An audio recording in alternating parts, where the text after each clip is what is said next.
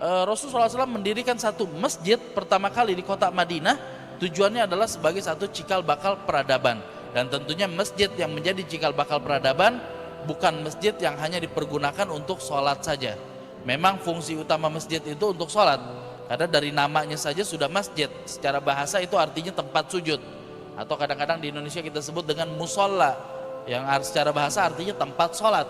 Tapi ternyata fungsinya bukan hanya untuk sholat. Nah, masjidnya Rasulullah itu juga adalah tempat pertemuan.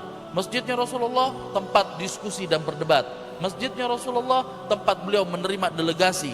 Masjidnya Rasulullah juga tempat di mana di situ diramu ilmu pengetahuan dan mengeluarkan didikan-didikan yang terbaik. Jadi memang masjid yang hebat adalah masjid yang memiliki program-program sebagaimana masjidnya baginda Nabi Muhammad SAW. Beliau dirikan masjid.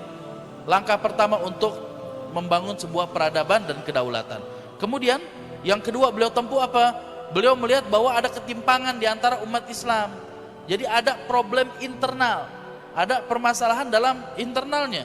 Ini harus diselesaikan terlebih dahulu. Kalau kita mau rapikan semua permasalahan eksternal tapi internalnya saja sudah bermasalah, tentunya ini akan menjadi satu kerikil juga. Maka Rasulullah SAW melihat bahwa penting untuk memperbaiki ketimpangan antara umat Islam. Kenapa ketimpangan itu terjadi? Karena ada orang-orang muhajirin, orang-orang Mekah yang baru berhijrah ke kota Madinah, status sosial mereka lemah, tidak punya tempat tinggal, tidak punya harta, semua harta aset ditinggalkan di kota Mekah, datang ke Madinah hanya bawa diri dan keimanan kepada Allah Subhanahu wa taala.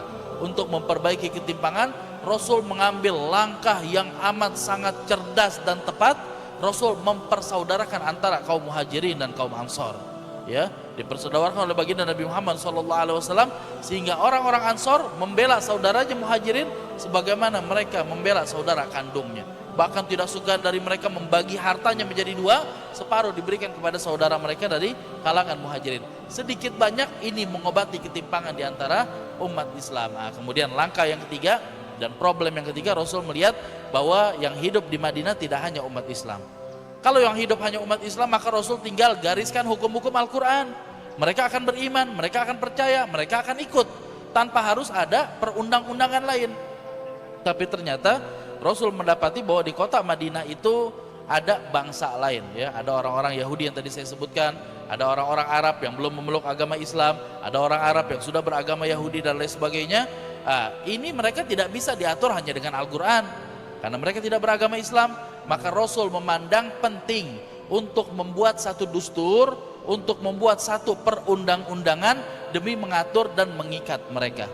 Ya, jadi kalau kita mau kaitkan dengan kita di Indonesia ini, kita memandang bahwa Pancasila, khususnya dari kalangan Muhammadiyah dan Nahdlatul Ulama, memandang Pancasila dan Undang-Undang Dasar 1945 itu sudah final sebagai dasar negara dan kita membangun dari situ.